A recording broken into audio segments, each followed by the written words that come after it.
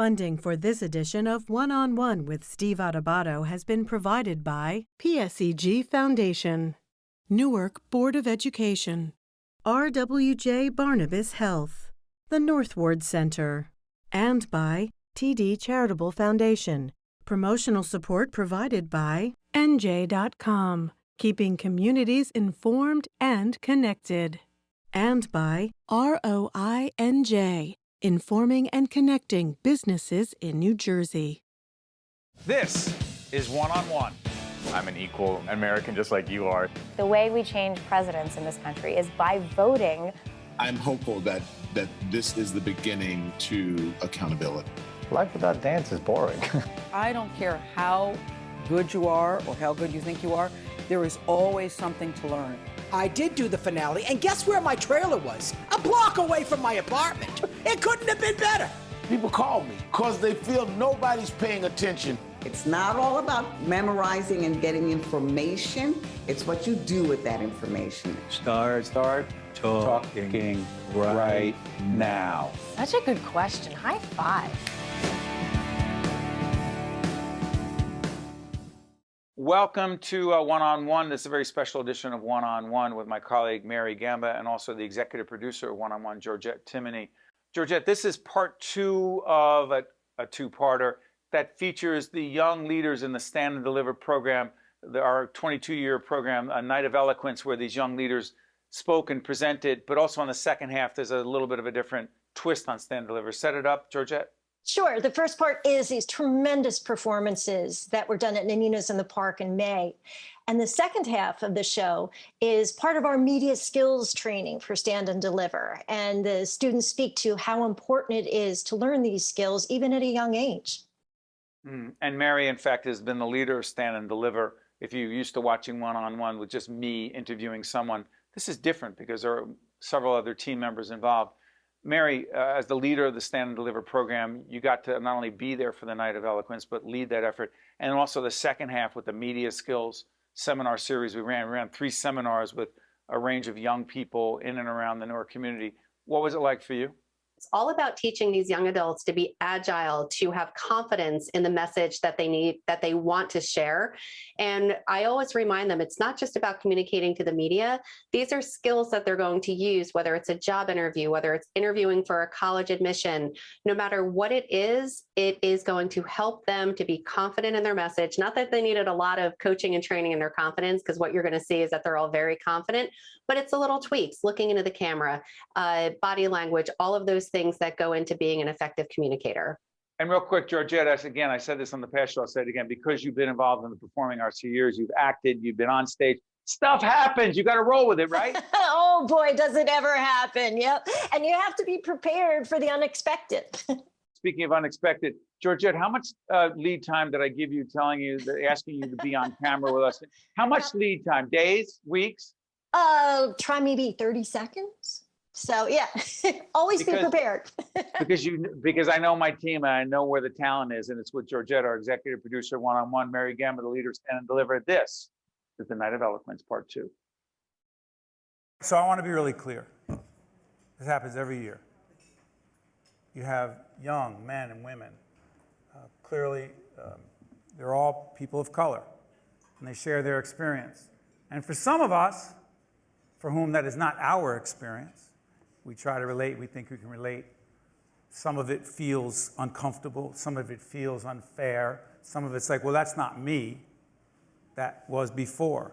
But we ask them to speak their truth, but we also ask them to be the change. We ask them to be a part of the solution. Put your hands together for our next group of great Stand and Deliver leaders. Like bullets are to guns. Harmless when empty, but dangerous when filled. Each person laden with flaws, pointing hating fingers at others. We see everything through a blindfold and pretend it's a looking glass. We act as though we are the purest, when truly we're soaked in dirt. Hypocrites, the word made for us. Saying we stand for equality, but become the first to reject a Muslim family. saying we love diversity but refuse to acknowledge African American history, saying Black Lives Matter but refuse to support a Black athlete in crisis on the other side of the world, saying we don't see color but never forget to ask the race question in every situation, saying people of color are idle but deny them the resources needed to move up. A bunch of hypocrites. Hypocrisy is now our inherited trait. A society that will keep moving backwards like a reversing car with no brakes. And yet you ask me, how do we change? Change. Easy to say, but difficult to do. Change. A word that we just never seem to understand. You know, for change to occur, our supposedly way of life must evolve. We must take off our glasses of ignorance. We must reflect on ourselves. We must view things in a different light. You know, I see a world where our actions speak louder than our words. I see a world where movements do not become a quick trend on Instagram. I see a world where hashtag Blackout Tuesday becomes hashtag Blackout every day. I see a world where our talking becomes showing. Oh, but look, what am I doing? I'm talking. Still, I do not want to be stuck in this position, and neither should you. So, you should look in the mirror and reflect on yourselves. Thank you.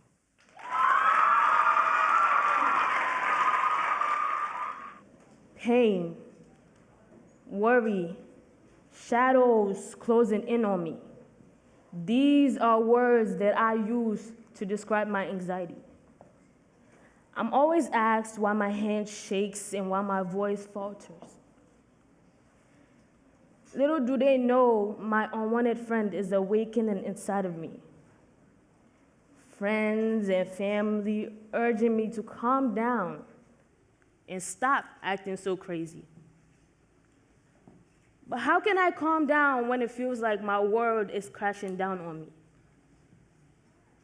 I stand there, not being able to breathe as I listen to that little voice in my head, controlling my every move, like an evil God leading my path.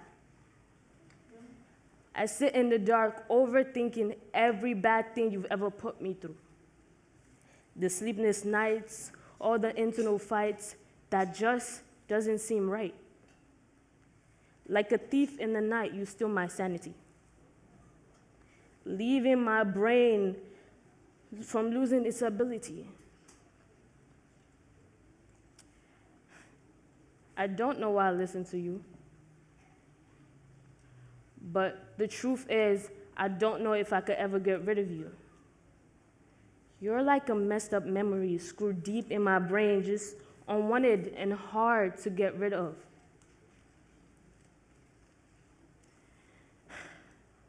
My unwanted friend, I hope to one day be free of you entirely. Because I know I am more than just my anxiety. But until then, I guess I'm stuck in the strings of your grip, quietly. Thank you. Let America be America again. Let it be the dream that it used to be. Let it be the pioneer on the plain, seeking a home where he himself is free. America has never been America to me.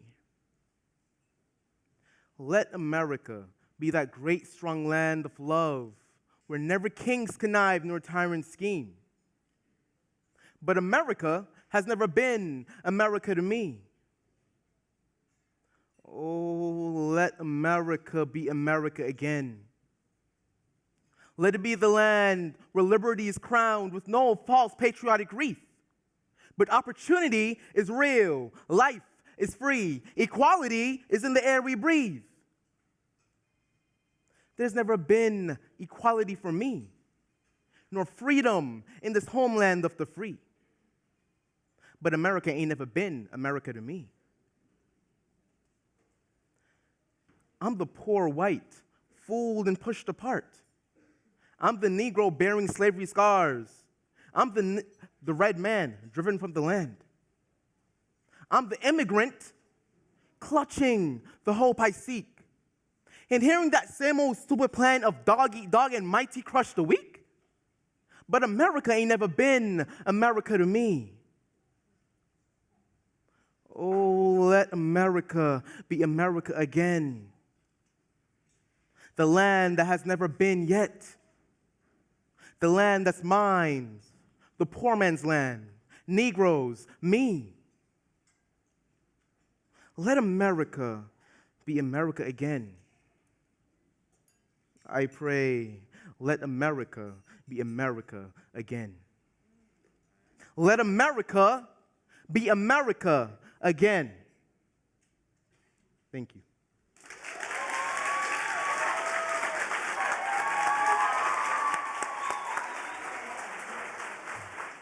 The best thing about being part of Stand and Deliver is to connect with people and your friends, because there's a lot of things that you have in common but you don't know that's in common. Like, we're all in some way, we're all feeling the same way, we all have the same emotions, and we just need that time and that space to connect, and Stand and Deliver really gives that. Be the change for a better future. When I hear these words, the first thing that comes to mind is the main issue that affects my day-to-day life: racism. I would love to solve for racism, but this goal of mine is unachievable if the people on my left and on my right don't even see it as a problem that needs to be fixed. To even be a change for a better future, we must acknowledge the problems at hand and how they arose those oh so many years ago. And I know from many other perspectives it may not be as visible, but for me, racism is becoming unavoidable. For me, racism is kids telling me that they were scared of me or thinking that I was aggressive before even getting to know me. For me, racism is being scared to leave my corner store without buying something. For me, racism is being scared to leave that exact same corner store without having a death grip on my receipt for when I do actually buy something. Racism for me is people telling me, oh wow, you're actually very articulate, or wow, you're actually very smart. Racism for me is my black peers, my black friends telling me, oh, you sound white, you act white, you're trying to be white. But to be honest, all the racism that I listed, all the racism that I experience is very surface level, and I still consider myself to be blessed, as racism for some is being lynched. But the racism that makes me most upset is the racism that trickles down. It's the racism that got my grandma, my mom, and now me. It's the racism that we've all grown accustomed to. It's the racism that gives black families the natural ability to code switch. It's the racism that destroyed black women's hair. It's the racism that makes us think that anything that's ratchet is bad, that anything that's black is bad. It's the racism that our justice system is built on. It's the racism that discredits black trans women and excludes black gay men. It's the racism that pits my people against each other. And I hope this very small list gives you an idea of the racism that I'm talking about. It's the racism that continues to go unrecognized and unacknowledged, thus continuing to plague each generation. Now, don't get mad at me if I sound like a broken record, but once again, to be a change for a better future, we must acknowledge the problems at hand and how they arose those years ago. So, to the white people that like to deny that racism exists, because of course, if you don't see it, if you don't experience it, it must not be real. To the black people that perpetuate other forms of anti-blackness and other negative stereotypes. To the board members that water down the history curriculum. To the parents that normalize racism within their household. To the white women that never include black women or just any woman of color in their activism. To the people who are passive with their racism and try to act like it doesn't exist. And lastly, but definitely not least, to the people who are proud of their racism and yell it at the top of their lungs. To be a change for a better future, we must acknowledge the problems at hand and how they arose those not so many years ago. Thank you. Well, right now it's just so much to like, take in, because it's like an experience that I just didn't think I would make, and it was just all luck, and I threw my heart into like my piece, and it's just really exciting to be here. I stare into nothing. It was my life, consumed by this feeling, waiting for the afterlife. I watched as people passed me by, and I would look down, and I would see that I wasn't moving. It's as though I was stuck, so lifeless and unalive. And everything I've ever done started diffusing, and I felt as though to question how I got here, what's become of me, where did I go wrong?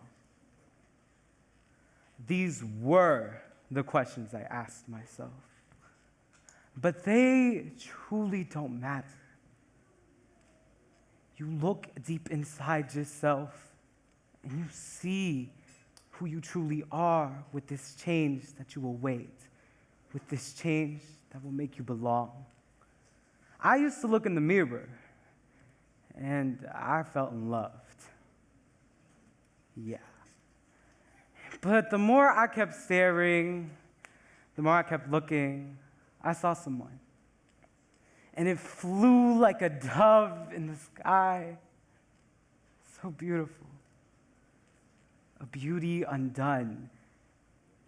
And it made me feel as though that nothingness, it's temporary. But the only way to break that cycle is to truly find yourself. And although it may seem tough, hard, and it might hurt, you have to push yourself. You are the only one who decides where you go. You dictate your future. So I aspire to tell you to be that agent of change. Be that dove that flies away from nothing. Because that nothing is temporary. But to have change in the world, you have to focus on yourself and change who you are. Thank you. The fact that we're here together, the fact that we can celebrate and honor the young men and women in the great city of Newark, and we had one or two from Elizabeth from the Boys and Girls Club, that's fine. But the young men and women from Newark, New Jersey are going to do great things. It is an honor to have my name affiliated with this program, with these young leaders of tomorrow. We cannot thank you enough for being with us, for giving of yourselves, for giving them your love. Get home safe, everyone. We'll see you next year.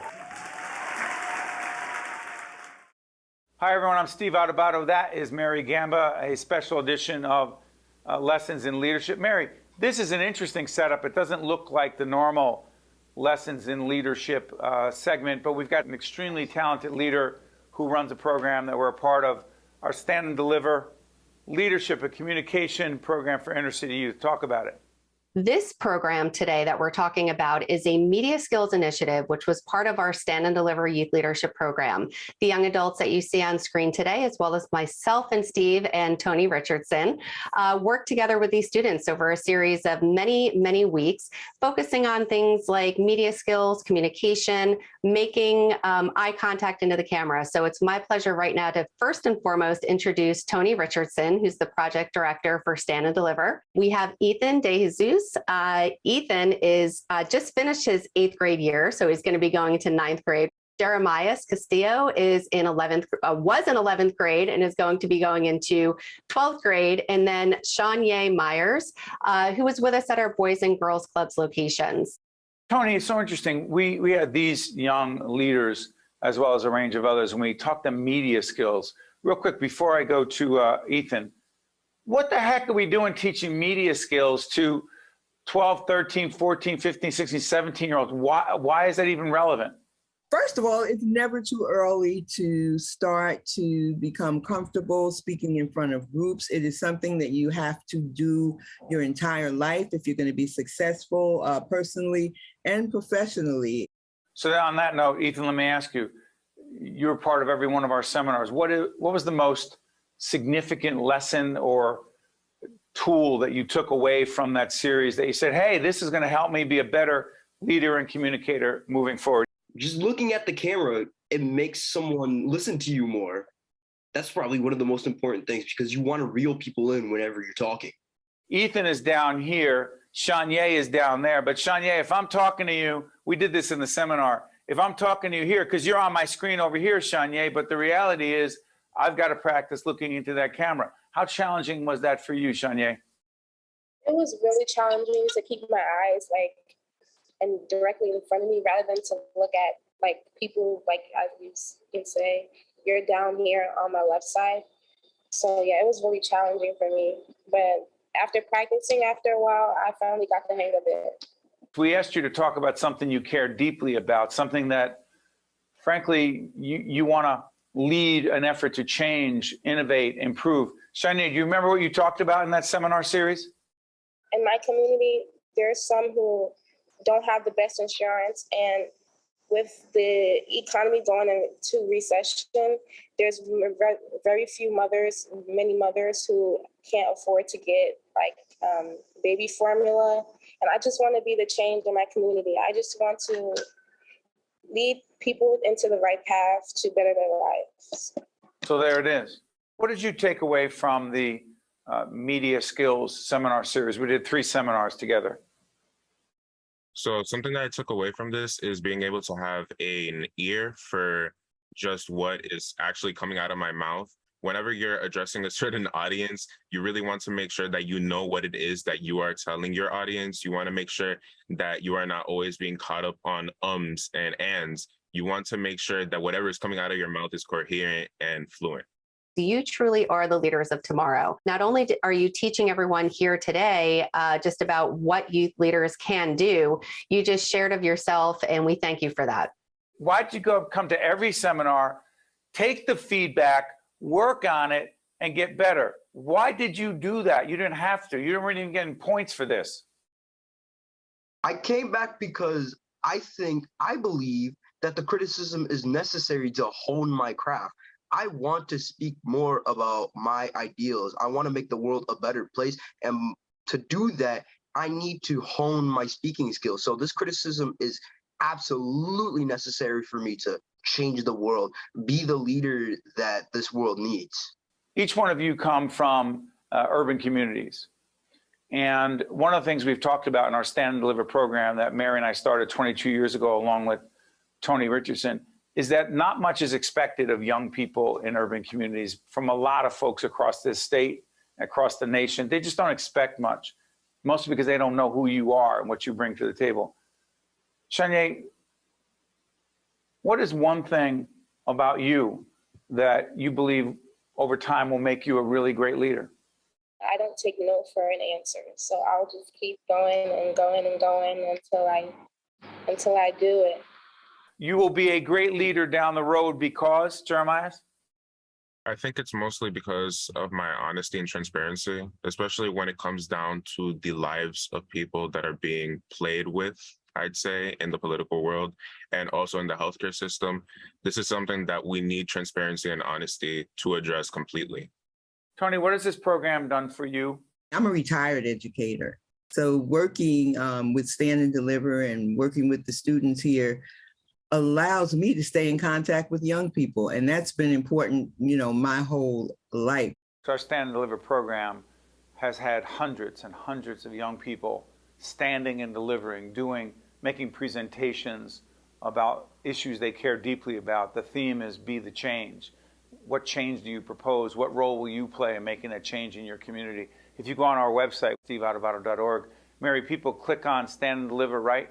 So you click on Stand and Deliver, it takes you to past videos from our previous Night of Eloquence events. It also takes you to photos, our curriculum, and it's just been a great run. I mean, Steve and I have worked together for 22 years, and all 22 of them I've been closely involved with the Stand and Deliver initiative, and it's just truly been my honor and pleasure to meet so many young adults, many of whom have come back to be the workshop leaders with the program. So that just goes to show you that, no matter how old you are, 15, 17, 18, you truly can make a difference. So I thank each and every one of you for being here today and for letting our audience know just the message that you have. to Jeremias, to Shawn'Yae, to Ethan, we can't thank you enough for trusting us. We're honored and proud, honored to have you and proud of each one of you. Thanks so much. There you have it, our Stand and Deliver Media Skills Seminar Series. Final words, Mary. I know this is one-on-one, but we had Georgette, our executive producer. You're on with me right now because it does take more than a village to lead It this sure effort. does. And it's truly been an honor just getting this message out, letting these students be seen, their messages be seen to a larger audience on one-on-one. So thank you for letting us share this space here as well. And I know our audience is better for listening to these young people who are making a difference. Thanks for watching, folks. One-on-One with Steve Adubato has been a production of the Caucus Educational Corporation. Funding has been provided by PSEG Foundation, Newark Board of Education, RWJ Barnabas Health, the Northward Center, and by TD Charitable Foundation. Promotional support provided by NJ.com and by ROINJ. I'm very grateful that I'm still here. That's me and my donor when we went to celebrate our first anniversary. With a new kidney, I have strength. They gave me a new lease on life. I'm still going everywhere and exploring new places. Nobody thought I was going to be here. Nobody. And I look forward to getting older with my wife. That's possible now. We're transforming lives through innovative kidney treatments, living donor programs, and world-renowned care at 2 of New Jersey's premier hospitals. They gave me my normal life back. It's a blessing. RWJ Barnabas Health. Let's be healthy together.